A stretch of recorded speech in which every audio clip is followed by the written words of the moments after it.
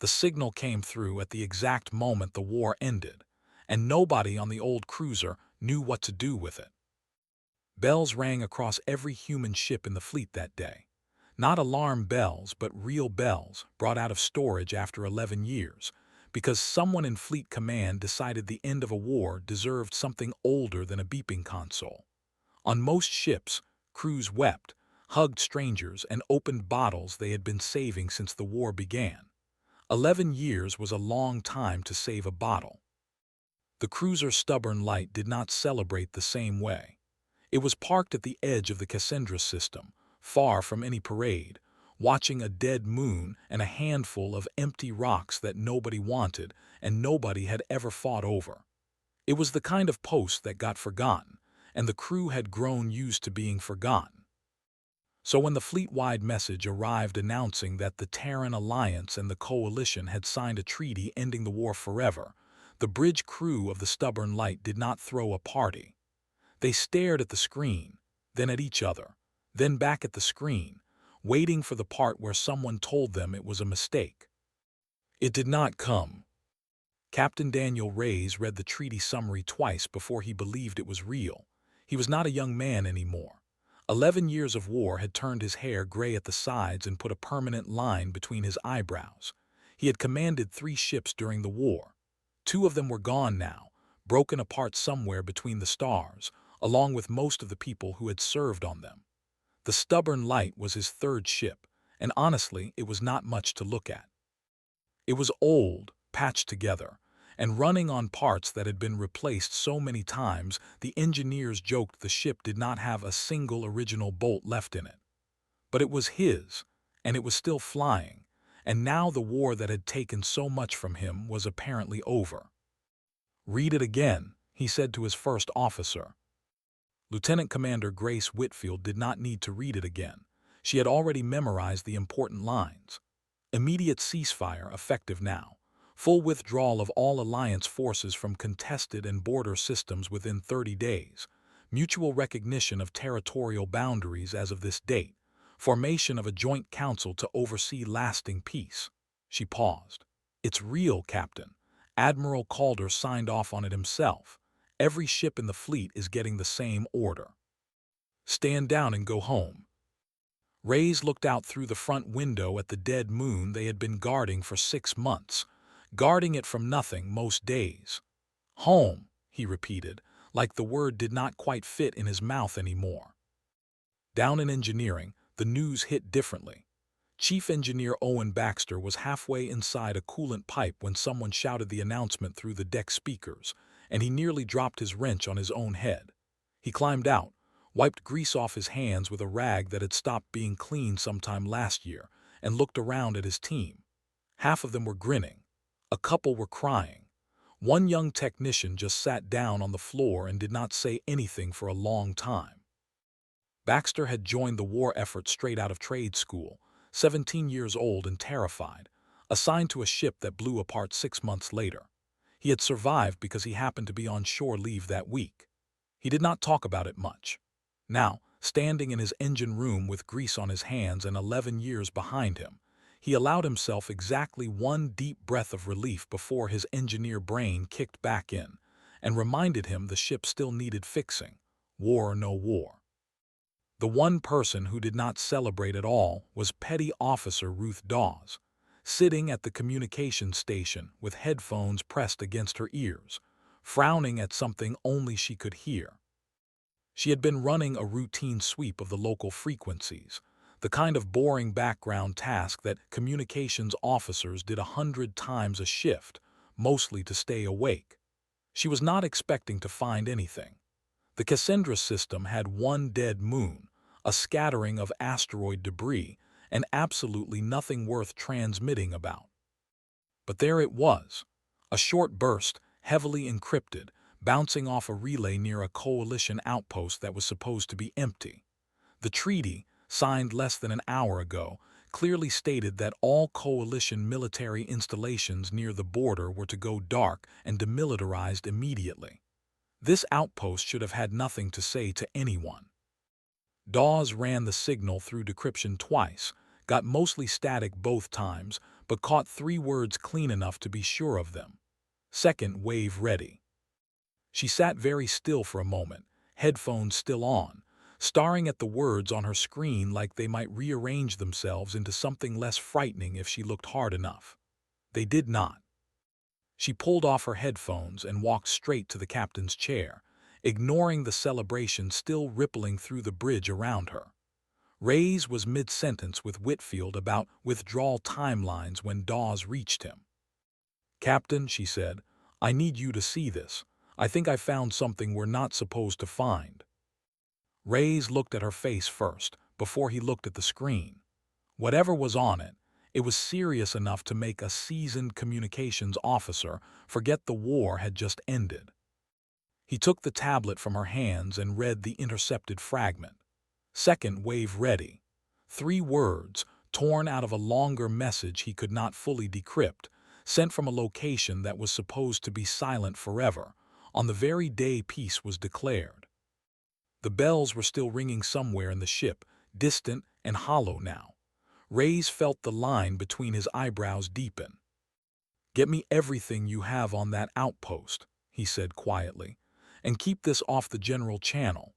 Nobody outside this bridge hears about it until I say so." Whitfield's celebratory smile had faded into something sharper, more familiar, the expression she wore during the worst days of the war. "Captain, the fleet order is to withdraw within 30 days. If we start poking around a demilitarized outpost without authorization—" "I know what the order says," Reyes said. "I also know what 3 words on that screen say. And right now, I trust 3 words a lot more than I trust a piece of paper signed an hour ago by people who weren't out here fighting this war." Outside, past the reinforced glass, the dead moon hung silent and gray, indifferent to treaties and celebrations alike. Somewhere beyond it, hidden in the dark, something was still moving. The war was declared over. The stubborn light was not so sure. Ambassador Talia Os had spent the last 3 years of her life trying to end a war, and she was not about to let one stubborn ship captain ruin the celebration. She arrived on the stubborn light 6 hours after the treaty was signed, stepping off a small shuttle with a tablet full of paperwork and a smile that had not left her face all day. She was here to make sure the withdrawal from Cassandra went smoothly, to shake hands, sign forms, and confirm that this quiet, forgotten little corner of space would finally stop being a battlefield. It was supposed to be an easy job, a formality, the last piece of paperwork in a war she had helped end. Captain Reyes met her in the cargo bay personally, which she found strange. Captains usually sent a junior officer for this sort of thing. "Ambassador," he said, shaking her hand, "I need to show you something before you sign anything." Her smile faltered slightly. "Captain, the treaty is already signed. Whatever paperwork you're worried about, I promise you it's just a formality now." "It's not paperwork," Reyes said. "It's a signal, follow me." She followed, more out of professional courtesy than genuine concern, expecting to find some minor confusion that would take 10 minutes to clear up. Instead, she found herself standing on the bridge, watching Petty Officer Dawes replay a decrypted fragment on the main screen, while Lieutenant Commander Whitfield laid out a timeline of coalition fleet movements that made Osai's stomach turn cold. "This can't be right," Osai said, reading the data again. "The coalition would not violate the treaty on the same day it was signed. That would be insane." "I agree it would be insane," Reyes said. "Which is exactly why I want to be very sure before I send this up the chain. If I'm wrong, I've wasted everyone's time on a day that should be nothing but celebration. If I'm right—" He did not finish the sentence. He did not need to. Down in engineering, Chief Baxter had been given a very different task. Whitfield had asked him, quietly, to see if the ship's old long-range sensors could get a cleaner picture of the supposedly empty outpost near the edge of the system. It was not standard procedure. It was borderline unauthorized. But Baxter had learned a long time ago that when Whitfield asked for something quietly, it usually mattered. He spent 2 hours rerouting power through sensor arrays that had not been used for anything but basic navigation in years, cursing under his breath at wiring that had been patched so many times it barely resembled its original design. His team helped where they could, though most of them had no idea what they were actually looking for. Baxter did not tell them. He barely understood it himself. What came back on the sensor feed made him stop cursing entirely. The outpost, according to every official record, was a small research station, decommissioned years ago, empty and harmless. What the sensors actually picked up was heat. A lot of heat, and a lot of it coming from deep structures buried beneath the surface that no research station would ever need. Engine signatures, fabrication energy readings. The kind of numbers Baxter had spent years learning to recognize on warships, not abandoned science labs. He sent the readings straight to the bridge without waiting for permission, because some things did not wait for permission. On the bridge, Whitfield studied the new data next to the coalition fleet movements she had already mapped out. Individually, either piece of information could be explained away as a coincidence, an error, an outdated record nobody had bothered to update. Together, they told a very different story. "They're building something down there," Whitfield said. "And based on these fleet positions, at least a dozen coalition ships have quietly repositioned closer to Alliance border systems in just the last few hours. Not obviously, not in a way anyone doing a casual scan would notice, but it's there." Osai stared at the screen, her earlier confidence draining out of her expression. She had sat across the negotiating table from coalition diplomats for 3 years. She had shaken hands with High Reader Cethrin himself, the architect of this treaty, a man who had spoken with genuine exhaustion about wanting the killing to stop. She did not want to believe any of this was possible. "There has to be an explanation," she said, though her voice had lost its earlier certainty. "Cethrin negotiated this treaty in good faith. I was there. I watched him fight his own hardliners for every concession." "Maybe he did," Reyes said. "Maybe this has nothing to do with him at all. Maybe someone inside his own coalition decided peace was not what they wanted, and they're moving before the treaty actually takes hold." He looked at the screen again, at the buried heat signatures and the quietly repositioning fleet. "Or maybe I'm wrong, and this is all a misunderstanding that's about to cost me my career." "What do you want to do?" Osa asked. Reyes thought about his answer for a long moment. He thought about the 2 ships he had lost during the war, about the young technician who had sat down on the engine room floor and cried when the announcement came through, about 11 years of people believing this day would eventually arrive. He thought about how easy it would be to simply obey the withdrawal order, fly home, and let someone else deal with 3 encrypted words and a suspicious heat signature. "I want to get a closer look," he said, quietly, "before we report anything officially. If I'm wrong about this, I don't want to be the man who almost restarted a war over bad sensor data. But if I'm right, I don't want to be the man who saw the evidence and looked away because it was inconvenient timing." Osai studied him for a long moment, her diplomat's instincts warring with the data in front of her. Finally, she nodded slowly. "You have until tomorrow," she said. "After that, I have to report what I've seen here, whether you're ready or not. That's not a threat, Captain, that's the job." Reyes nodded back. It was a fair deal and they both knew it. Outside, unnoticed by anyone on the bridge, a coalition patrol ship had entered the far edge of the system, moving slowly, carefully, like something that did not want to be seen. The clock had started, and nobody but the newcomer knew it yet. Nobody at Fleet Command wanted to hear bad news on the best day of the war. Captain Reyes learned this the hard way when he tried to send his findings through official channels. He recorded a careful, measured report, attached Baxter's sensor readings and Whitfield's fleet movement analysis, and sent it directly to Admiral Voss Calder's office with a priority flag on it. He expected questions. He expected pushback. What he did not expect was silence. 6 hours passed, then 12, The response, when it finally came, was not from the Admiral himself but from a junior aide, and it was 3 sentences long. It thanked Captain Reyes for his diligence, assured him that all coalition compliance was being monitored through proper diplomatic channels, and reminded him that the fleet-wide withdrawal timeline remained unchanged. There was no mention of the heat signatures, no mention of the intercepted signal, no mention of anything he had actually reported.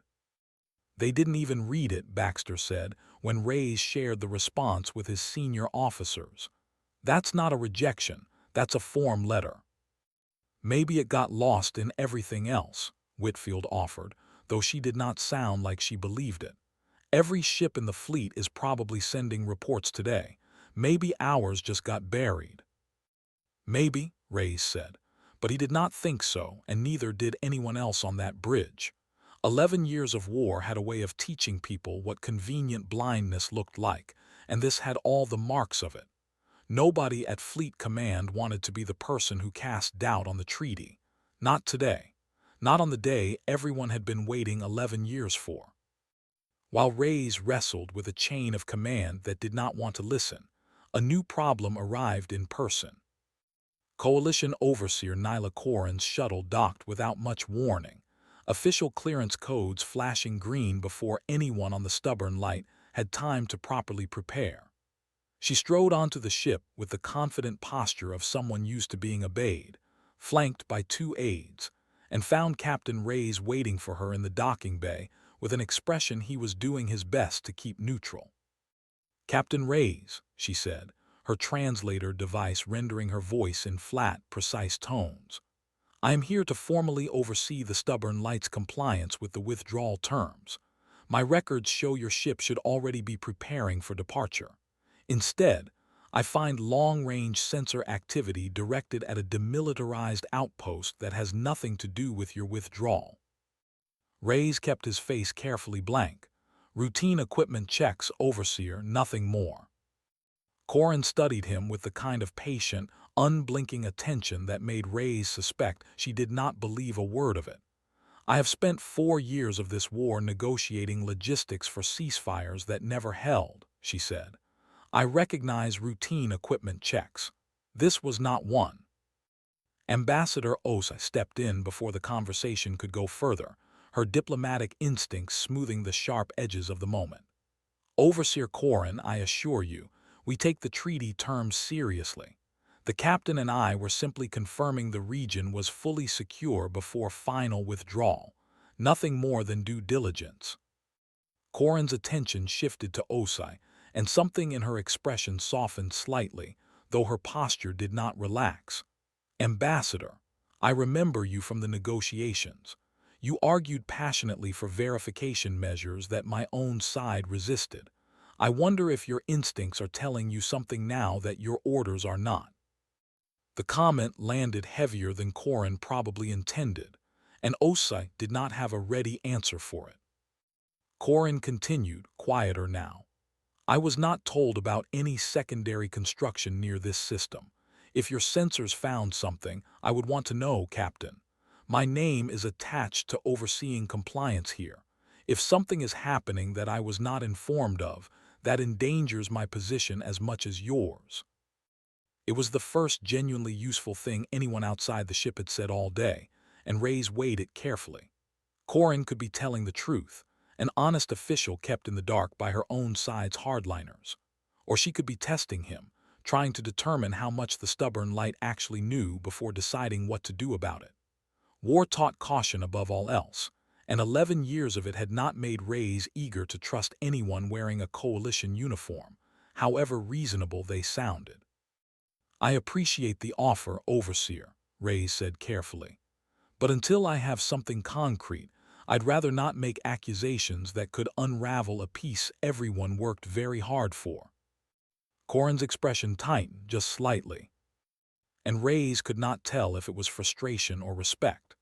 "Then I will give you a warning instead of an accusation, Captain.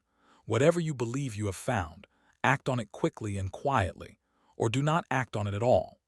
If word spreads that a human warship is investigating a coalition facility without authorization, on the very day the treaty was signed, There are people on my side who will use that as proof the humans never intended to honor this peace.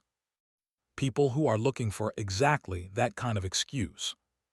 She left without waiting for a response, her aides trailing behind her, leaving Reyes and Os alone in the docking bay with the weight of her warning settling over them. "She's not wrong," Osai said quietly, once the shuttle had departed. "If this gets out before we have proof, it could do exactly what she's afraid of. It could hand the hardliners on both sides exactly the excuse they need. And if we sit on it and do nothing and that outpost really is building a second fleet, we hand them something worse," Reyes replied. "A head start." That night, Reyes stood alone on the bridge long after most of the crew had gone to rest, staring out at the dead moon and the darkness beyond it. He thought about the form letter response from Fleet Command, the buried evidence, Corrin's warning, and the quiet, patient movement of coalition ships that Whitfield had tracked earlier. Every official channel he had access to had either dismissed him or warned him to stay quiet. He was, for the first time in his career, entirely on his own, commanding a single aging cruiser against the combined disinterest of two governments that both desperately wanted this war to be over, whether it actually was or not. Whitfield found him there near midnight, 2 cups of something warm in her hands, and sat down beside him without asking permission. "Fleet Command isn't going to help us," she said. "Corrin can't help us without risking her own position. Os is caught between her orders and her conscience. That leaves us." Reyes accepted the cup she offered and stared into it for a long moment. "One old ship against a galaxy that's decided the war is over." "When has that ever stopped us before?" Whitfield asked, and for the first time all day there was something like a smile in her voice. Reyes looked at her, then back out at the dark shape of the outpost hidden somewhere beyond the dead moon, patiently waiting, patiently building. "Get Baxter ready," he said finally. "We're going to get proof, whether the galaxy wants us to or not." Message Captain Reyes sent to Fleet Command the next morning was short, and it ended his career the moment he pressed send. "The stubborn light will not withdraw from Cassandra's system as ordered. We have credible evidence of an active treaty violation at the coordinates previously reported. We are proceeding to gather proof. I take full responsibility for this decision. Reyes out." He read it twice before sending it, understanding exactly what it meant.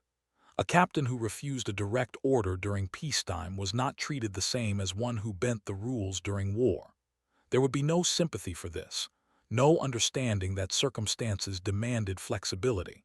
He was declaring himself non-compliant, and he was doing it in writing, with his name attached, on the one day in 11 years when the entire galaxy wanted nothing but calm. The response was faster this time. Within the hour, his ship's status changed across every fleet database from active patrol to unauthorized and non-compliant. Within 2 hours, a message arrived from Admiral Calder himself, not the polite deflection of a junior aide this time, but a furious, direct order to stand down immediately and return to base for review. Reyes did not answer it. Word spread fast after that, the way it always did. By evening, news networks across both the Alliance and Coalition territories were running stories about the human warship refusing to honor the historic peace treaty. Commentators who had spent the morning celebrating spent the evening asking hard, angry questions about why one ship, one captain, would risk unraveling everything so many people had sacrificed so much for. Reyes became a name people spat out with contempt, a symbol, in less than a day, of everything that could go wrong with peace. Down in engineering, Baxter listened to the news reports with his jaw tight, working faster than he had in years to keep the old cruiser's systems running at full capacity. The ship needed to be ready to move, ready to fight if it came to that, and ready to run if it came to something worse. "They're calling him reckless," one of his younger technicians said, watching a broadcast on a small screen while replacing a burnt relay. "Traitorous, even." "They don't know what he knows," Baxter replied, not looking up from his work. Nobody arguing on the news has seen those sensor readings. Keep working. Word reached far beyond the two governments involved. High Reader Cethrin, the aging coalition leader who had personally negotiated the treaty, received the news in his private chambers with something between anger and disbelief. He had spent years fighting his own hardline factions for every single concession in that treaty, had staked his entire political legacy on ending the war. And now, less than 2 days after signing it, a single human ship threatened to tear the fragile peace apart before it had a chance to hold. He summoned his military advisors immediately and ordered a task force dispatched to the Cassandra system with clear instructions. Locate the stubborn light, force its compliance, and end this embarrassment before it spread any further. Cethrin did not know, could not know yet, that the outpost the human ship was investigating had nothing to do with him at all. Aboard the stubborn light, Reyes gathered his senior officers in a cramped briefing room that had seen better decades. The mood was tense but resolute. Every person in that room understood exactly what they had signed up for the moment Reyes sent his refusal to Fleet Command. "We have maybe a day, possibly less, before coalition forces arrive to force us out," Whitfield reported, studying the latest sensor sweeps. "Cethrin's task force is already moving, and Fleet Command hasn't sent anyone to help us. If anything, I'd guess they're hoping the coalition handles the problem for them, quietly, so nobody back home has to admit their prize treaty has a hole in it." "Then we don't have time to wait for permission from anyone," Reyes said. "We move closer to that outpost tonight and we get real proof. Not sensor guesses, not intercepted fragments, something undeniable." Osai, who had chosen to remain aboard rather than return to safety when the ship declared itself non-compliant, folded her arms. "If we're caught doing this, Captain, there is no diplomatic argument I can make that saves you, or this ship, or possibly the treaty itself." "I know," Reyes said, "but if that outpost really is preparing a second wave, and we sit here doing nothing while diplomats argue about proper channels, there won't be a treaty left to save anyway." The stubborn light moved that night, engines running as quiet as Baxter could manage, sliding along the shadow of the dead moon toward the outpost's defended perimeter.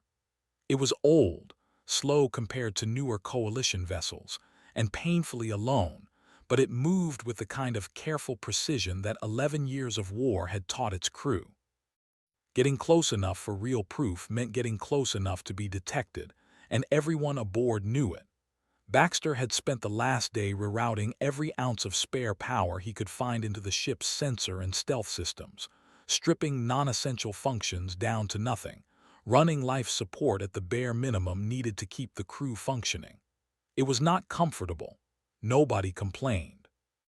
Dawes worked her console with the focused intensity of someone who understood exactly how much rode on getting this right, cataloging every signal, every transmission, every scrap of data the outpost's automated systems accidentally leaked as the ship crept closer. What they found, once they were finally close enough, went far beyond a few heat signatures and a garbled transmission. Full shipyard blueprints, construction logs dating back months, long before the treaty negotiations had even concluded. And worst of all, buried in an automated status log, the outpost systems had not bothered to properly secure a timeline, a planned launch date for a coordinated strike against Alliance border systems, timed precisely for 31 days after the treaty's signing, 1 day after the official Alliance withdrawal deadline. 1 day after every Alliance warship, believing the war truly over, would have pulled back from the very positions built to defend against exactly this kind of attack.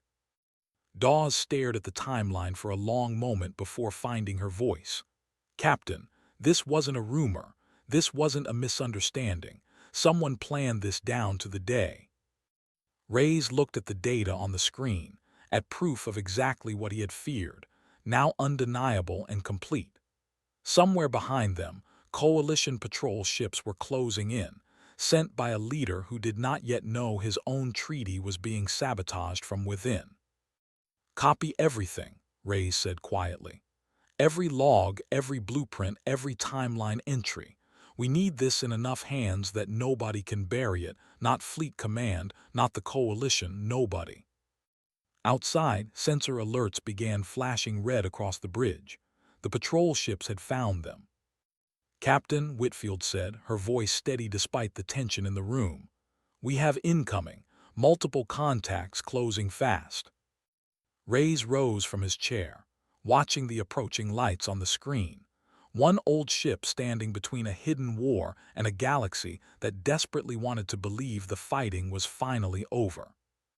"Then it's time we ran," he said. "Fast and smart. Baxter, give me everything this old girl has left." Stubborn light shook violently as the first volley of weapons fire clipped its outer shields, and somewhere below deck, a metal panel tore loose and clattered across the floor of engineering. Baxter did not even look at it. He had bigger problems. "Shields at 70% and dropping," he shouted into the comm, both hands moving across a console that had never been designed to handle this much strain at once. "Whatever you're planning up there, Captain, I'd plan it faster." On the bridge, Reyes gripped the arms of his chair as the ship banked hard, dodging a second volley by a margin that felt far too close for comfort. 3 Coalition patrol ships had closed in fast, newer and faster than the aging cruiser, clearly under orders to stop the stubborn light before it could get any further, or possibly before it could leave at all. "They're not hailing us," Whitfield said, watching the tactical display. "They went straight to weapons fire. That's not standard procedure for stopping a non-compliant ship, Captain. That's an execution order." Reyes understood immediately what that meant. Whoever had sent these particular ships did not want the stubborn light captured and questioned. They wanted it destroyed, along with every piece of evidence aboard it, quietly, before anyone else could learn the truth about the outpost. "Dawes, get that data packaged and ready to transmit the second we have a clear channel," Reyes ordered. "Whitfield, get us some distance. Baxter, I need everything you can give the engines." The next several minutes passed in the kind of controlled chaos that only came from a crew who had survived far worse together. Whitfield threaded the old cruiser through a debris field left over from some long-forgotten mining accident, using wreckage older than the war itself as cover, while their pursuers struggled to get a clean shot. Baxter fed power to the engines in short, desperate bursts, careful not to overload systems that had already been stripped down to their limits. Dawes worked frantically, encrypting and compressing the stolen data into a format small enough to burst transmit the moment they found an opening. It was Osai, of all people, who found the solution that mattered most. "There's a private diplomatic relay," she said suddenly, pulling up an old contact list on her tablet. "Used during the negotiations for secure communication between delegations when official channels couldn't be trusted. It's not military. It's not government. It goes straight to independent observer worlds and neutral press. If we can reach it, this data doesn't go through Fleet Command, and it doesn't go through Coalition officials. It goes straight to the entire galaxy, all at once." Reyes turned to look at her. "Can you access it from here?" "I helped build it," Osei said. "Give me 30 seconds and a clear line." 30 seconds felt like an eternity, while the stubborn light weaved through debris under continuous fire. But Whitfield bought them the time, guiding the ship into the lee of a massive derelict hull fragment that briefly blocked line of sight from all 3 pursuing ships. "Now," Reyes said. Osai's fingers moved fast across her tablet, routing Dawes' compressed data package through the old relay, and for a long, tense moment, nothing happened.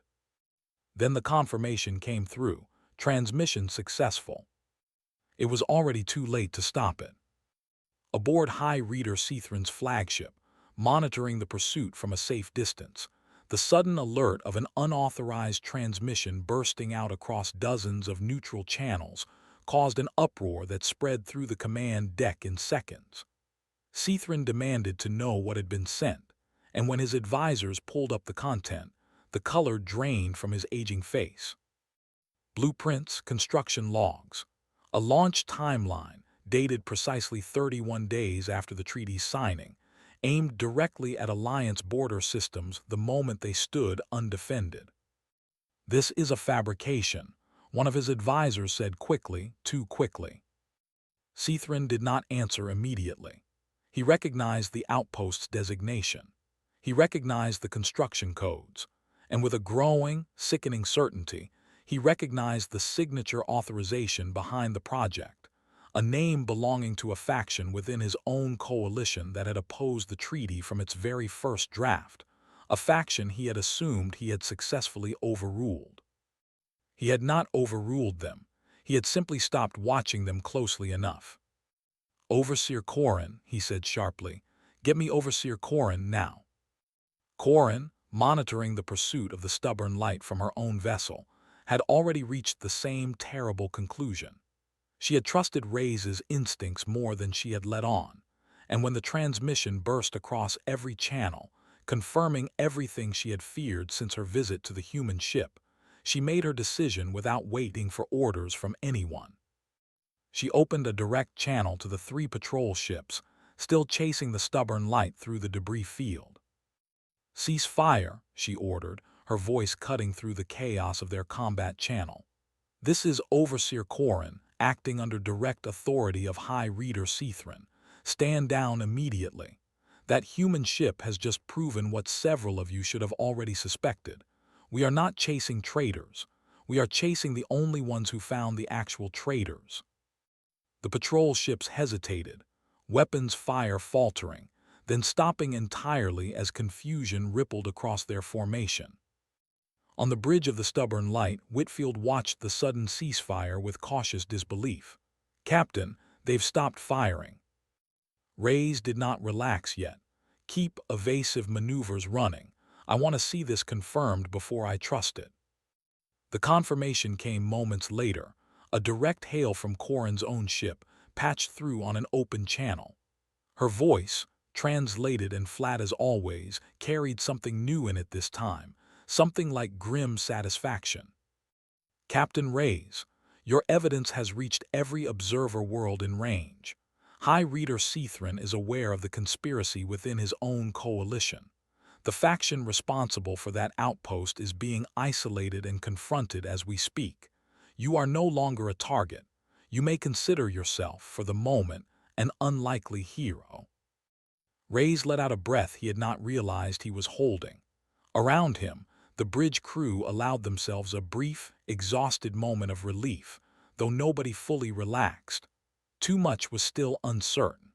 A faction within the coalition that had built an entire secret fleet was not going to simply surrender because their plan had been exposed. "What happens now?" Whitfield asked.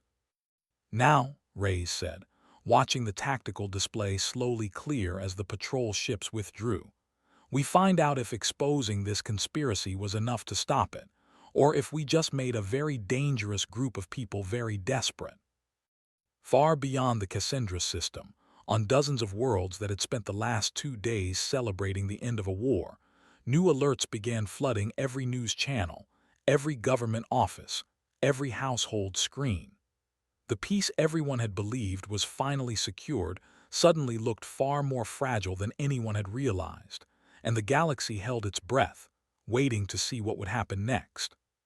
3 days after the stubborn light's transmission reached every observer world in range, the hidden fleet finally moved, and it moved too late to matter. High Reader Cethrin had spent those 3 days doing something he had never expected to do at his age, hunting down enemies within his own government instead of negotiating with old ones. The faction behind the secret outpost, exposed and desperate, tried to launch their ships early. Hopping speed could still salvage what secrecy no longer could. It did not work. Every neutral world watching the crisis unfold had already shared the stubborn light's evidence, and coalition loyalist forces, alerted well ahead of time, intercepted the rogue fleet before it ever reached the border. The battle that followed was short and one-sided, fought not between humans and the coalition, but between the coalition and the traitors hiding inside its own ranks. By the time it ended, the officials responsible for the conspiracy were in custody. The outpost was seized and shut down, and the treaty, battered but somehow still standing, remained in effect. Aboard the Stubborn Light, still limping along on systems Baxter had been holding together with stubbornness and spare parts for days, the crew watched the news reports with a strange mixture of relief and exhaustion. Nobody cheered the way they had when the war was first declared over. This felt different, quieter, more honest somehow, the kind of peace that had actually been tested and survived, rather than simply announced. Reyes received the summons to Fleet Command 3 days later, and he went without arguing, fully expecting the court-martial he had all but guaranteed himself when he refused the withdrawal order. Whitfield offered to accompany him. He told her to stay with the ship instead. Whatever was coming, he intended to face it alone. Admiral Voss Calder met him in a private office rather than a formal hearing room, which Reyes took as either a very good sign or a very bad one. The admiral looked older than Reyes remembered, worn down by a war that had apparently not finished testing him even after it officially ended. "You disobeyed a direct order," Calder said without preamble. "You ignored a fleet-wide stand-down. You put your entire crew at risk, based on nothing but a 3-word intercepted signal and your own instincts." "Yes, sir," Reyes said. He did not try to defend himself. There was nothing to defend. Every word was true. Calder studied him for a long moment, then set a tablet down on the desk between them. On it was a formal statement, already released publicly, from High Reader Cethron himself, thanking the crew of the Stubborn Light by name for uncovering a conspiracy that could have reignited the entire war within a single generation. "The Coalition wants to give you a medal," Calder said. "Several of my own advisors want to give you a medal, and a smaller, louder group wants your rank stripped for gross insubordination. Do you know what I want, Captain?" "No, sir." "I want to know why you trusted 3 words on a screen over 11 years of desperately wanting to believe the fighting was finally done," Calder said. "Because I did not. I read your first report and I dismissed it, the same way everyone else did, because I wanted so badly for this war to actually be over that I stopped asking the questions I should have asked." Reyes considered the question carefully before answering. "I didn't trust the 3 words, sir. I trusted my crew who found them and kept finding more, even when it would have been easier to stop looking." Calder was quiet for a long moment, then finally allowed himself something close to a tired smile. "That's a better answer than most captains would have given me." He slid the tablet aside. "You're not being court-martialed, Captain Reyes. You're being reassigned, effective immediately, to a newly formed oversight division tasked with independently verifying coalition compliance going forward. Something Ambassador Oss has been arguing we needed for years, apparently. It seems your little act of insubordination proved her point rather effectively." Reyes had not expected that outcome, and it took him a moment to find his voice. "And the crew, sir?" "The Stubborn Light stays with you," Calder said. "God knows why, given the state that ship is in, but Chief Baxter apparently refused reassignment unless it came with the ship attached, and Fleet Command has decided not to argue with a man who single-handedly kept that old cruiser flying through 3 days of active pursuit." Back aboard the ship, the news was met with a mixture of laughter and disbelief. Baxter, when asked why he had refused to leave the Stubborn Light behind, simply shrugged and said the old ship had earned better than being scrapped after everything it had just survived. Nobody argued with him. Overseer Corrin visited one final time before returning to Coalition territory, standing in the same docking bay where she had first delivered her warning days earlier. She looked tired in a way that had nothing to do with sleep. "I wanted to see the ship that nearly cost me my career, and then saved my government from itself, one more time before I left," she said, her translated voice carrying something almost like humor. "I admit, Captain, I did not expect either outcome when I boarded that first day." Neither did I, Reyes admitted. For what it's worth, Corin said, not every soldier in my fleet believed the treaty would hold. Many of us have spent our whole lives at war and did not know how to imagine anything else. You gave us proof that peace was worth protecting, even when protecting it meant defying everyone who claimed to already have it secured. She extended a hand, an unfamiliar human gesture she had clearly practiced, and Reyes shook it. Weeks later, the newly signed and thoroughly verified treaty was formally ratified again, this time with independent oversight measures built into every clause, thanks in no small part to Ambassador Osai's tireless arguments in its favor. The celebrations that followed were smaller than the first ones had been, less bells and parades, more quiet relief among people who finally understood what real peace actually required. Aboard the Stubborn Light, patched together once more by Baxter's endless patience, the crew gathered on the bridge to watch the ratification broadcast together. Reyes stood near the front window, looking out at stars that no longer felt quite so uncertain, and thought about how close the galaxy had come to celebrating a peace that was never real. "They're calling us heroes now," Dawes said, reading updated news headlines with something between pride and disbelief. "A week ago they called us traitors." "People believe what's convenient until they can't anymore," Whitfield said. "Doesn't matter what they call us.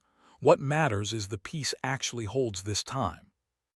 Reyes nodded slowly, watching the broadcast continue, the treaty's new oversight clauses scrolling across the screen behind Cethran's careful, deliberate words.